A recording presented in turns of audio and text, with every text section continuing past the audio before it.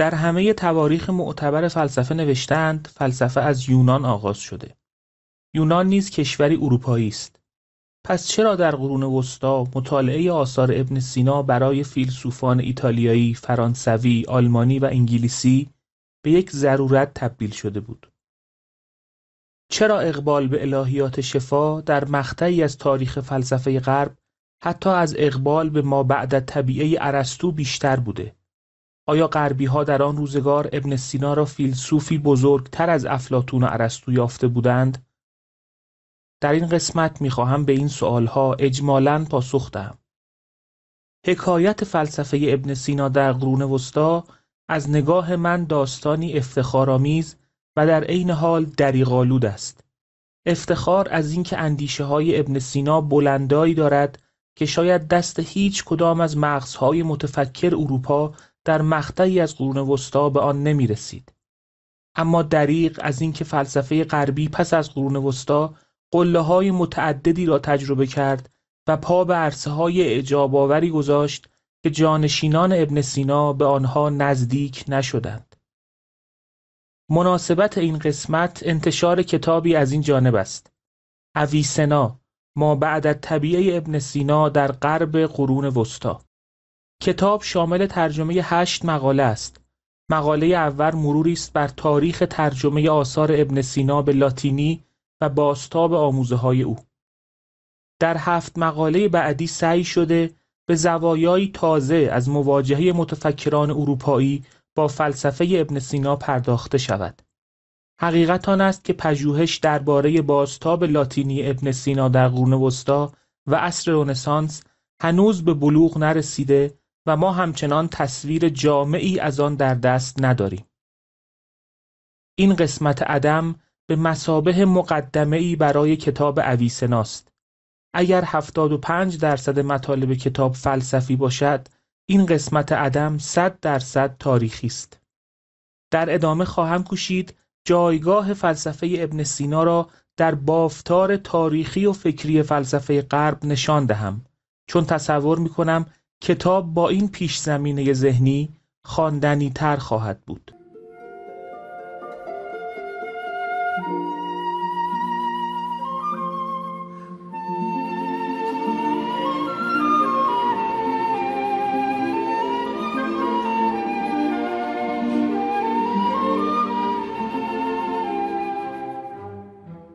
مهمترین آثار ابن سینا در قرن 12 میلادی از عربی به لاتینی ترجمه شدند و تا قرن 13 میلادی بسیار اثرگذار بودند. برای اینکه روشن شود این تاریخ‌ها چه معنایی دارند، لازم است 3 بار به سرعت در تاریخی هزاران ساله رفت و برگشت کنیم تا برسیم به نیمه دوم قرن 12 میلادی و زمانی که ابن سینا به لاتینی ترجمه شد. برای شروع به 2000 سال قبل از این تاریخ برمیگردم. به گواهی تواریخ فلسفه، تالس نخستین فیلسوف جهان است.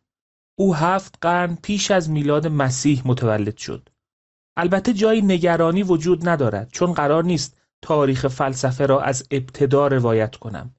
آنچه در اینجا برایم اهمیت دارد، زادگاه نخستین فیلسوف جهان است.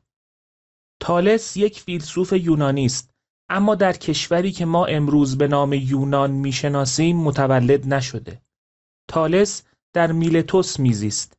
میلتوس شهری بود در ساحل غربی آناتولی، یعنی جایی در ترکیه امروزی. میان زادگاه تالس در ترکیه امروزی و کشور یونان دریای اژه فاصله انداخته. در واقع یونانیان مردمانی با هویت مشترک فرهنگی بودند که فقط در یونان امروزی زندگی نمی کردند. آنها از یک سو در غرب ترکیه و از سوی دیگر در جنوب ایتالیا اصطلاحاً کلونی داشتند. مثلا جنگ تروا را در نظر بگیرید. جنگ تروا وقتی پدید آمد که 3200 سال پیش یونانیانی از یونان امروز سوار بر کشتی به یونانیانی در ترکیه امروز هجوم بردند.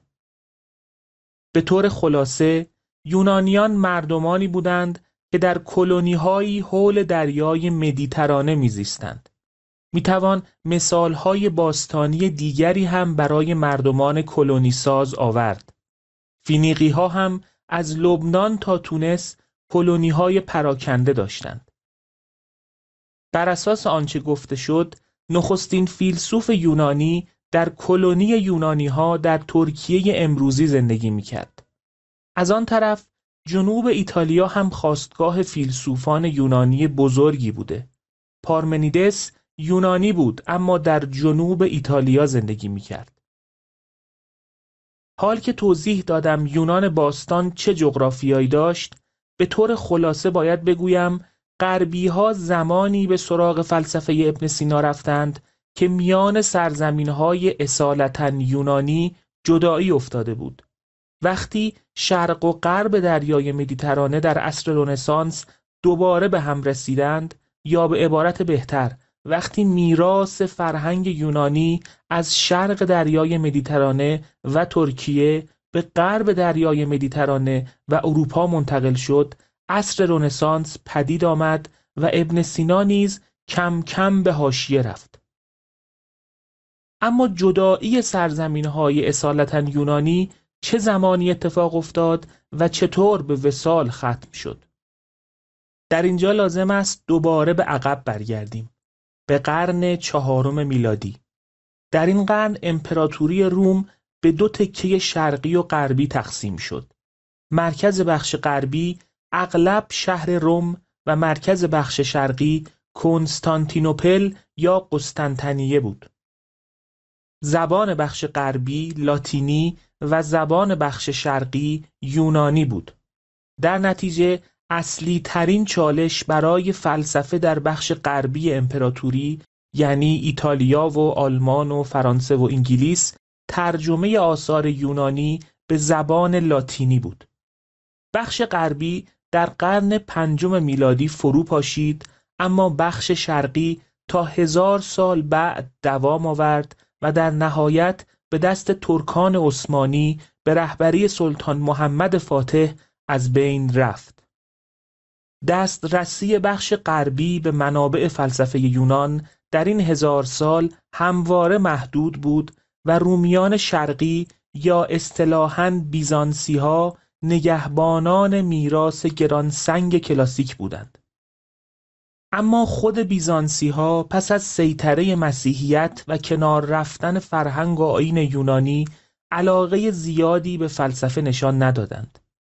آنان گنجینه های فلسفه را برای ما حفظ کردند، اما سهم چندانی در شکوفایی فلسفه نداشتند.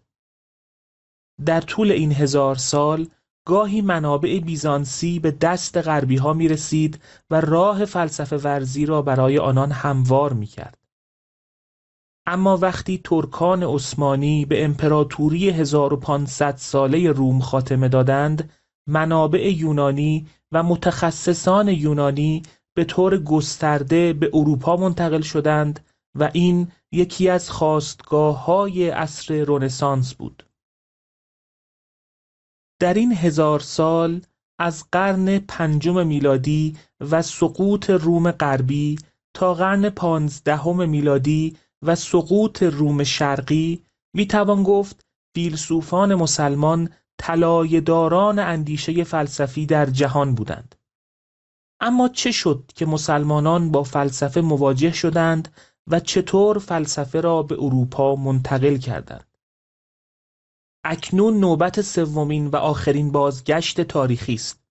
این بار به قرن 6 میلادی برمیگردیم. از اینجا به بعد میکوشم تاریخ فلسفه غرب را قرن به قرن موازی با تاریخ اسلام روایت کنم.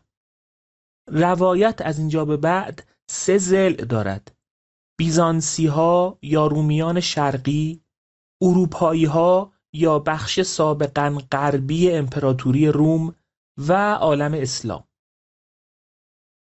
پس از سقوط روم غربی فلسفه در آن تقریباً تعطیل شد. اما در قلمرو شرقی فلسفه تا چند قرن طاقت آورد. فیلسوفان یونانی و به طور کلی همه مردمی که مسیحیت را نپذیرفته و بر آیین باستانی یونانی رومی باقی مانده بودند، قرنها تحت فشار مسیحیان زیستند. دست آخر فشارها جواب داد و داستان دین و فرهنگ کلاسیک تقریباً تمام شد. پس از بسته شدن مدرسه آتن در سال 529 میلادی به فرمان امپراتور جوستینیان، مدرسه اسکندریه واپسین مدرسه‌ای بود که فیلسوفان غیر مسیحی در آن فلسفه یونانی تدریس می‌کردند. اولومپیودوروس واپسین رئیس غیر مسیحی مدرسه اسکندریه بود که در سال 570 میلادی درگذشت. پس از او مدرسه کاملاً به دست مسیحیان افتاد. سال 570 میلادی سال بسیار سرنوشت سازی در تاریخ بشر است، چون پیامبر اسلام در همین سال متولد شد. این یعنی همزمان با سحرگاه اسلام آخرین مظاهر فرهنگ یونانی غروب می کردند. البته برخی اعتقاد دارند یونانی‌های اصیل تا قرنها بعد در شهری اسرارآمیز به نام حران آخرین دژ یونانی را بنا کردند و در آن فلسفه خواندند.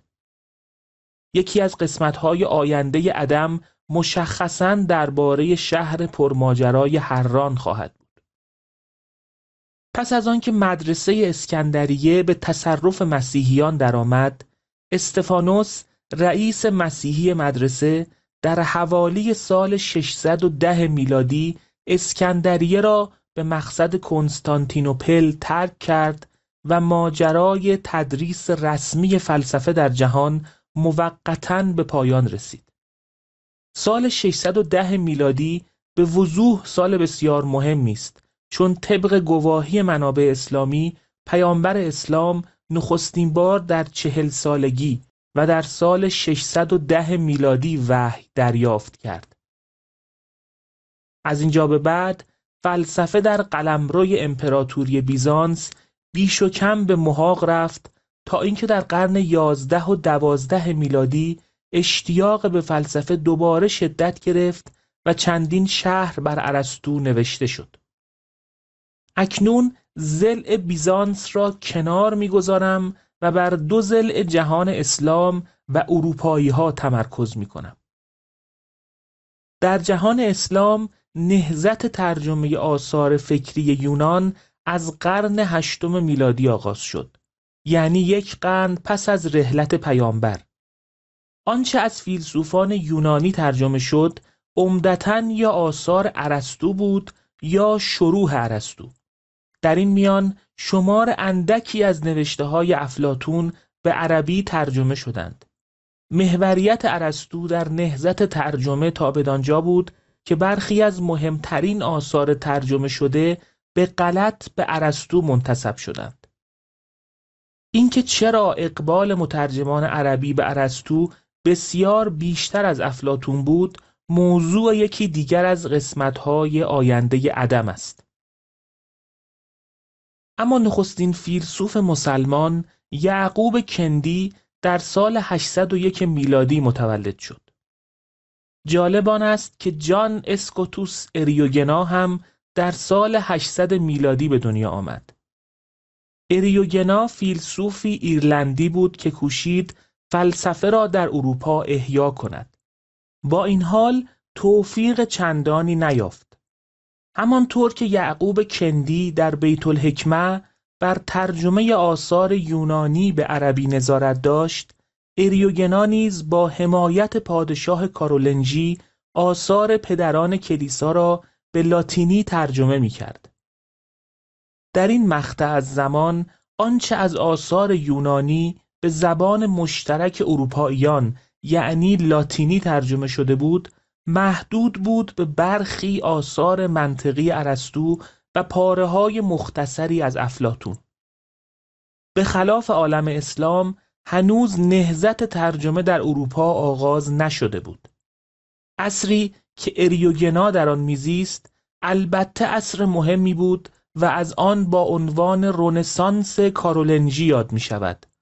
اما رستاخیز علمی بزرگی که معاصر با رنسانس کارولنجی در عالم اسلام رخ داد در اروپا نظیری پیدا نکرد. حال برسیم به اصل مطلب، یعنی ابن سینا. ابن سینا در سال 980 میلادی متولد شد، یعنی نزدیک به 100 سال پس از مرگ کندی، نخستین فیلسوف مسلمان. در این 100 سال تحولات فکری زیادی در عالم اسلام رخ داد. مدرسه مشاییان در بغداد پدید آمد. اخوان الصفا، جمعی سری از شیعیان باطنی، آثار فلسفی نوشتند و فارابی بزرگ چشم به جهان گشود و چشم از جهان فرو بست. ابن سینا در سال 980 میلادی به دنیا آمد و در سال 1037 میلادی جان به جان آفرین سپرد و معاد روحانی یافت. امام محمد غزالی در همین قرن 11 تحافت الفلاسفه را نوشت و ابن سینا و دوستان او را کافر خواند. اما در آن سوی جهان رویدادهای فکری و سیاسی مهمی در شرف وقوع بود.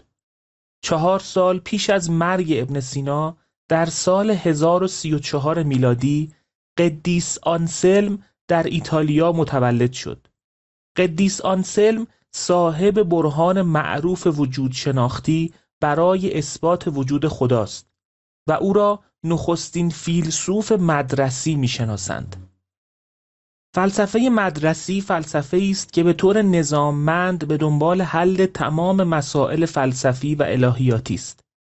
در مقدمه مشهور مونولوگیون، آنسلم می‌نویسد که برادرانش در صومعه مجدانه و مشتاقانه از او می‌خواهند بدون توسل به کتاب مقدس برای آنها درباره وجود خدا و دیگر مباحث الهیاتی بحث کند و هر نتیجه‌ای را که پژوهش مستقل فلسفی به آن میرسد برایشان شرح دهد. فلسفه مدرسی 2 قرن پس از آنسلم با توماس آکوینی و دونس اسکوتوس به اوج خود رسید. قرن 11 میلادی آبستن یک رویداد سیاسی مهم هم بود. رویدادی که موجبات ترجمه ابن سینا به لاتینی را فراهم آورد. از وقتی مسلمانان اسپانیا را به تصرف درآوردند، مسیحیان به دنبال بازپسگیری سرزمین‌های از دست رفته بودند. بالاخره در قرن 11 میلادی نوبت پیروزی‌ها فرا رسید. مسیحیان توانستند در سال 1085 میلادی شهر مهم تولدو، یا به قول مسلمانان اسپانیا تولیتله، را پس بگیرند. مسیحیان با فتح تولدو به گنجینه‌ای از منابع اسلامی و محققان آشنا با این منابع دست یافتند. گشودن کتابخانه مسلمانان زمینه را فراهم آورد تا تولدو در قرن 12 میلادی به مرکز ترجمه آثار عربی به لاتینی تبدیل شود. بر این اساس مهمترین تألیفات ابن سینا در شهر تولدو ترجمه شدند.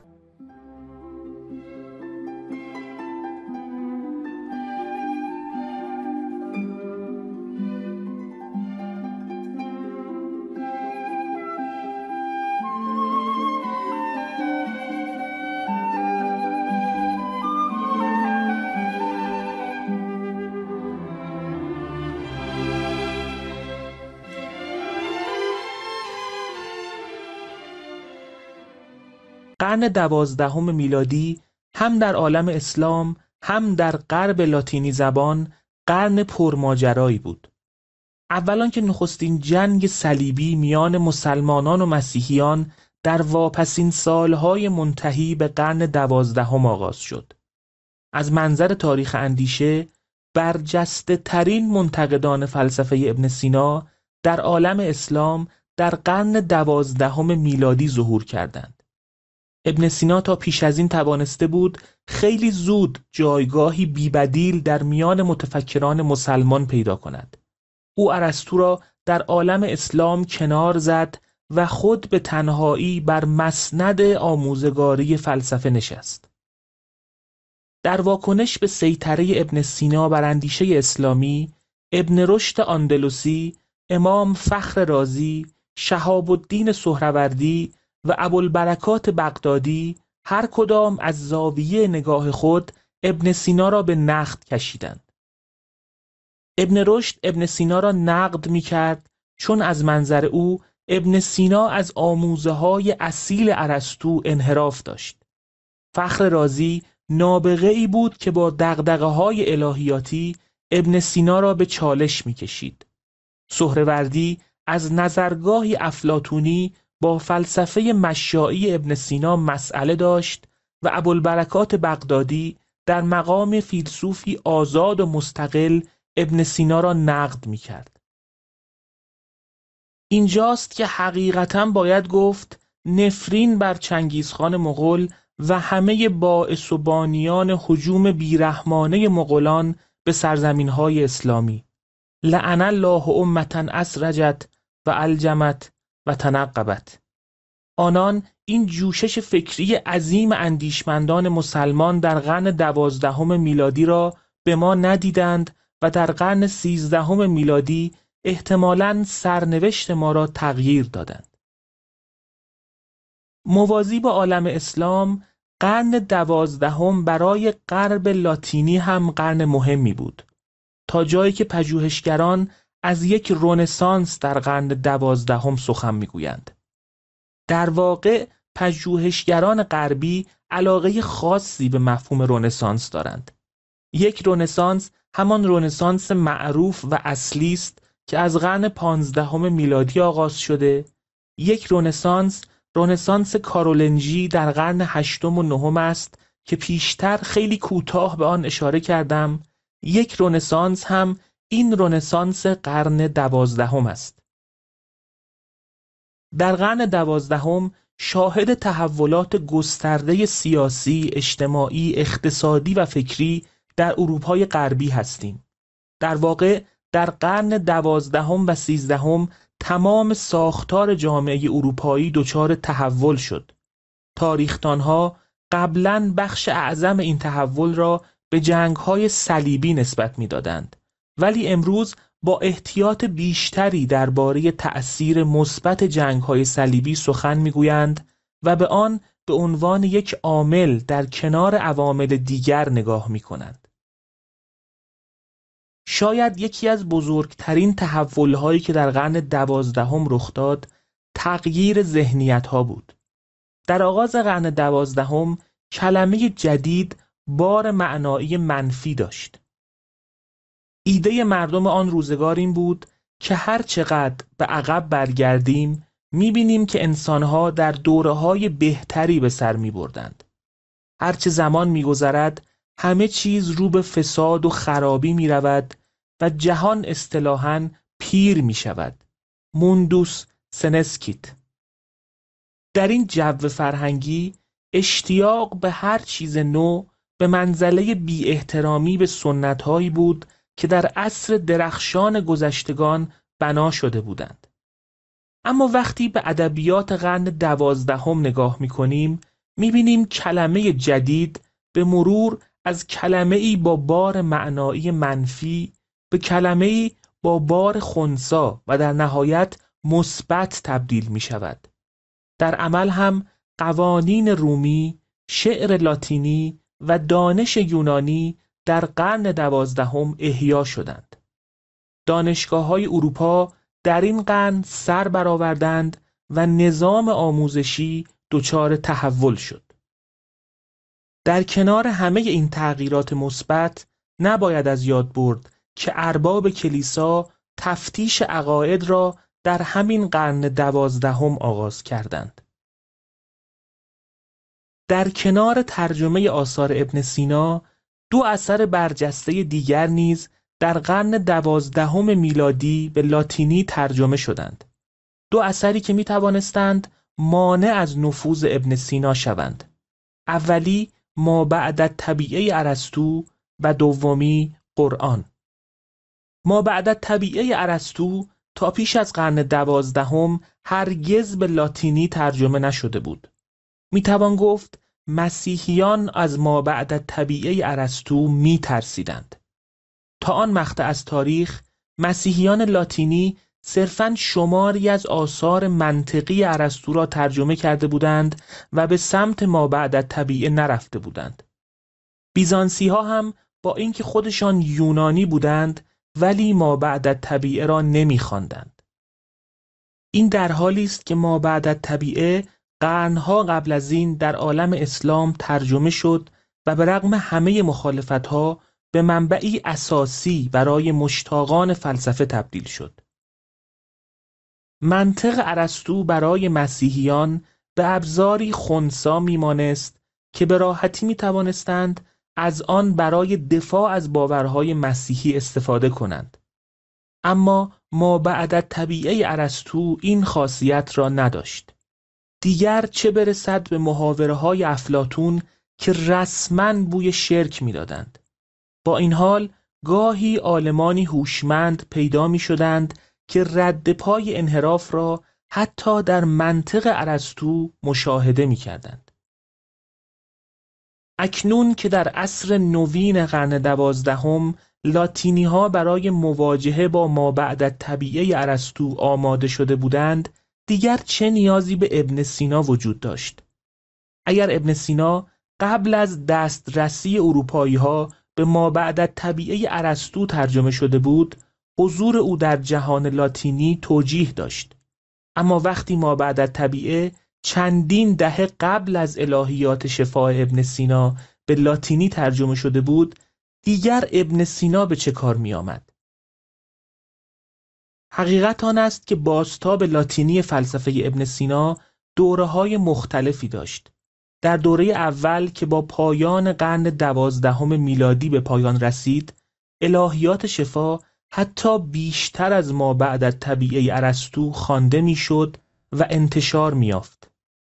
اما به مرور اقبال به مابعدالطبیعه ارسطو افزایش یافت و طبق نموداری غیر خطی از اهمیت ابن سینا کاسته شد. عوامل مختلفی را برای اقبال شدید اولیه به ابن سینا میتوان برشمرد. به عنوان مثال، اولین ترجمه لاتینی مابعدالطبیعه ارسطو ترجمه‌ای نارسا بود. لذا خواندن ترجمه لاتینی و قابل قبول الهیات شفا بر خواندن ترجمه لاتینی و نامطلوب مابعدالطبیعه ارسطو رجحان داشت. اما میتوان از زاویه دیگری هم به مسئله نگاه انداخت. چه بسا لاتینی‌ها در اولین مواجهه خود الهیات شفای ابن سینا را اثری منسجمتر و قابل اعتناتر از مابعدالطبیعه ارسطو یافته بودند. زیرا مابعدالطبیعه در اصل یونانی خود هم کتابی پیچیده و چند پاره است. کتاب دومی که میتوانست مانع نفوذ ابن سینا در غرب شود، قرآن بود. در قرن 12 میلادی قرآن به لاتینی ترجمه شد. نام اولین ترجمه لاتینی قرآن این بود: قانون محمد پیامبر دروغین. نادیده میتوان حدس زد که این ترجمه چطور ترجمه ای بوده و با چه هدفی به سرانجام رسیده. بعدتر قرآن باز هم به لاتینی ترجمه شد. ترجمه های بعدی در قیاس با ترجمه اول ترجمه های دقیق تری بودند، اما نتوانستند جای ترجمه اول را بگیرند. در این جو غلیظ ضد اسلامی که در آثار فیلسوفان مسیحی قرون وسطی نیز منعکس شده، اقبال به آثار فیلسوفی مسلمان همچون ابن سینا مقداری عجیب است. اما این جو ضد اسلامی در عمل مانع از خواندن ابن سینا و ابن رشد و بهره‌گیری از آموزه‌هایشان نشد. حتی فیلسوفی مانند راجر بیکن که ارادت ویژه‌ای به ابن سینا داشت، شیخ الرئیس را فیلسوفی بریده از پیامبر اسلام می‌دانست که به آموزه‌های عیسی مسیح روی آورده. حال برسیم به قرن 13 میلادی. سیل ترجمه آثار عربی و یونانی به لاتینی ارباب محافظه‌کار کلیسا را به وحشت انداخت. برای مقابله با این تهاجم فرهنگی، متولیان کلیسا چندین نوبت تدریس آثار ارسطو را ممنوع اعلام کردند.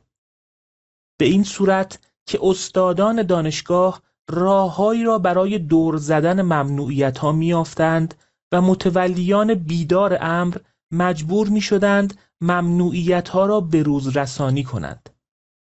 این ممنوعیت‌ها دامن آثار ابن سینا را نیز گرفت. اما این سد در نهایت در نیمه دوم قرن 13 میلادی شکست. اندیشمندان مسیحی اروپا از این تاریخ به بعد ارسطو را به طور گسترده خواندند و شرح کردند.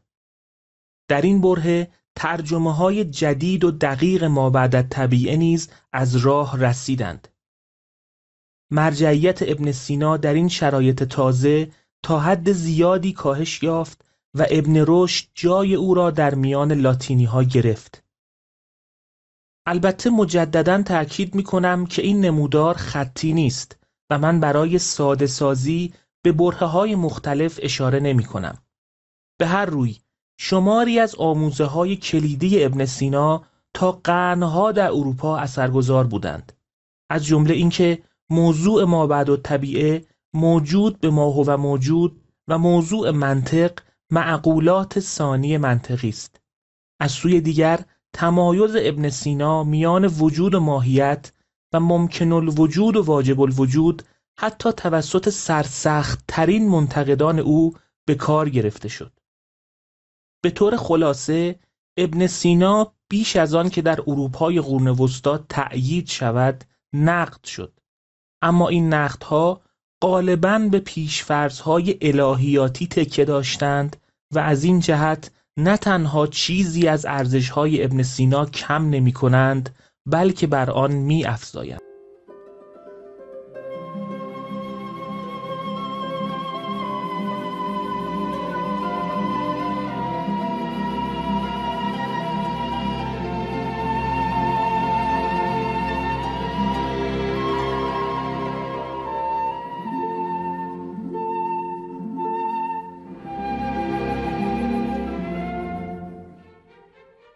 اکنون این سوال قابل طرح است که سرنوشت خود فلسفه مدرسی در اروپا چه شد؟ فیلسوفان برجسته‌ای در قرن 13 میلادی به عرصه رسیدند. از جمله توماس آکوینی، دونس اسکوتوس و آلبرت کبیر. آنان به جد کوشیدند میان فلسفه باستانی و ایمان مسیحی هماهنگی ایجاد کنند. اما در قرن 14 میلادی فیلسوف و الهیدانی انگلیسی به نام ویلیام اوکامی ظهور کرد و برنامه جمع میان فلسفه و ایمان را از بیخ و بن برانداخت. برخی پیروان توماس آکوینی اعتقاد دارند فتنه مدرنیته با ویلیام اوکامی آغاز شد. اوکامی را از جهاتی میتوان با فخر رازی قیاس کرد. هر دو ذهن‌های استثنایی داشتند و از قضا با انگیزه‌های پررنگ الهیاتی فلسفه را نقد می‌کردند. به رغم نقدهای اوکامی، فلسفه قرون وسطی همچنان به حیات خود ادامه داد. در تمام طول عصر رنسانس تا همین امروز مکتب فلسفی امثال آکوینی هرگز تعطیل نشد. اما آنچه با رنسانس در فلسفه غرب پدید آمد بست فوق‌العاده حوزه‌های فلسفه ورزی بود. بازیابی کامل میراث کلاسیک یکی از عواملی بود که این امکان را به اروپاییان داد. افلاطون برای نخستین بار به طور کامل به لاتینی ترجمه شد و فلسفه نوافلاطونی جانی تازه گرفت. پس از قریب به 1000 سال دوباره فلسفه‌های رواقی و اپیکوری و شکاکیت آکادمی نماینده پیدا کردند. در عصر رنسانس این امکان به وجود آمد که خود ارسطو هم با همه شارحان یونانیش خوانده شود. علاوه بر اینها اندک اندک سر و کله اندیشمندانی پیدا شد که مسیری کاملا جدید را برای تفکر انتخاب می کردند. کسانی همچون فرانسیس بیکن و رن دکارت. اما در مقام مقایسه فلسفه در جهان اسلام سرنوشت متفاوتی داشت. از یک سو اندیشمندان ما به گنجینه غنی و متنوع مؤلفان کلاسیک دسترسی نداشتند. از سوی دیگر تنوع قابل ملاحظه‌ای که در خود فرهنگ اسلامی به وجود آمده بود اندک اندک از میان رفت. پیشتر گفته شد که تنها 1 قرن پس از مرگ ابن سینا 4 اندیشمند برجسته از 4 نظرگاه مختلف به نقد ابن سینا پرداختند. پس از قرن 12 میلادی تنوع فکری در جهان اسلام هرگز از میان نرفت، اما این تنوع قوت آن را نداشت که باعث شکوفایی فلسفی شود. پژوهش درباره بازتاب لاتینی فلسفه ابن سینا به عقیده من میتواند بسیار درس‌آموز باشد، مشروط بر اینکه در یک بستر تاریخی بزرگتر به آن نگاه کنیم. واکنش فیلسوفان قرون وسطی به ما نشان می‌دهد که تا آن لحظه از تاریخ چه مسیری را طی کرده بودیم و تا کجا پیش رفته بودیم. اما به نظر می‌رسد جایی از تکاپو افتادیم و در یک ایستگاه خاص از قطار پیاده شدیم. شاید با مرور تاریخ اندیشه بتوانیم آن ایستگاه را پیدا کنیم.